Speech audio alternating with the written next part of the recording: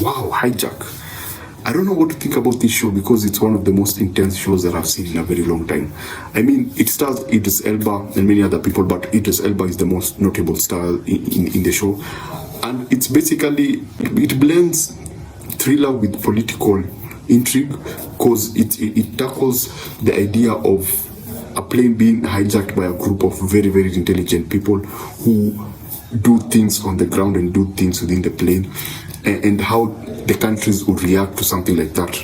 So I wasn't fascinated with the politics. I wasn't fascinated by the big bosses in the offices and the glass doors and stuff. I was more fascinated by whatever was happening in the plane, because wow, was it intense. And each this is what I appreciated about the show. Each episode elevated the tension. Something would be happening, then something else would happen, and then it would go like, no, now we need to do this. We have to do this. We don't have any other option.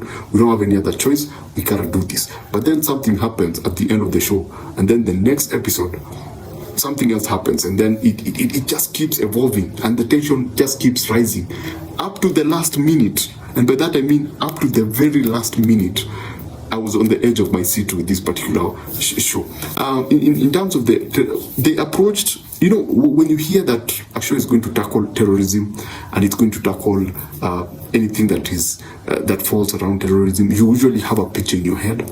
But in this one, they try to do something different with the approach. Yes, it's the same thing, but it's in how the whole plan was planned out that sometimes is very shocking, especially with episode I think it was episode 6. As we jump into the last episode, there's something that happens with a particular woman who does something, and then she's locked up in the cockpit.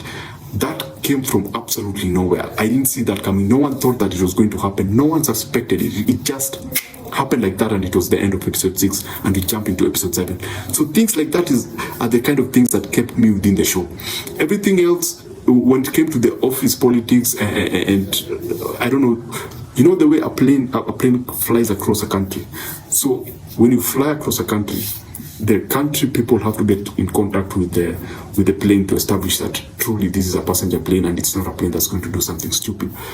And so each time that they would pass within a country, now the pilot, something had happened to the pilot, so he wasn't on his cockpit. So because it's an autopilot, and so the bad guys, having been convinced that the pilot doesn't need to be there, they do something. And so there's a tension every time they fly through a country and there's no connection. The pilot is not responding. And so now they have to go back to London, and then there's all that drama that happens within the office. That wasn't for me. I was like, I felt like, come on, let's just stop this. Let's go back to the plane. Because the plane, the characters within the plane were very well established. They were very dynamic. It felt like how a plane would be on a normal day. They don't feel like characters who've been planted. They feel diverse. They feel like different kind of people from different backgrounds with different needs. So when you hear that someone was associated with the group and they come out and say that, and you look at why they were able to be, you can understand that. At the airport, I think the saddest moment for me was the airport controller. The Dubai airport controller, who suspects something, and then he goes to the house of someone and then something happens to him. I was like, God damn, that was cold. That was like super cold. But generally, Hijack is a very good show. It's a very enjoyable show. If you're not into political thrillers, there are moments that you'll struggle with. But if you just love like tension and really good performances from everyone, I would go with Idris Elba, but everyone else also sold the idea that they were like super nervous or super uncomfortable passengers or in a plane. They sell the idea that they are all trapped in this in this craft with some insane people.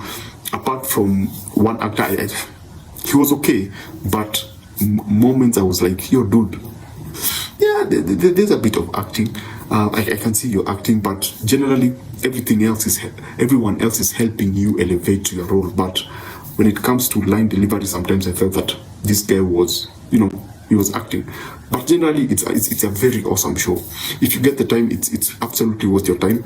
It's very slow at the beginning. The first 2 episodes are yeah, things happen, but because of everything outside the plane, it moves very, very slowly. So if I was to give this a score, I would give this a 4 out of 5, just for the tension and just for the fact that from the half of episode 2 to episode 7, the show has you. It grips you and it doesn't let you go up to the last minute. So yeah, that's a 4 out of 5. So basically that's it. It's a very enjoyable show. Good performances, good cinematography, fantastic, beautiful wide shots. What else? Is there anything else? Sound design is also very good. I can imagine, especially in the plane when things happen. There's a very interesting use of sound, just to make sometimes the aeroplane feel isolated. Is something that they do when the plane is flying and they have this wide shot. So yeah, so basically that's it. Remember to always enjoy what you watch and watch what you enjoy. Thanks for watching. Please subscribe, support the channel, and yeah, that's basically it. Thank you. See you on the next one.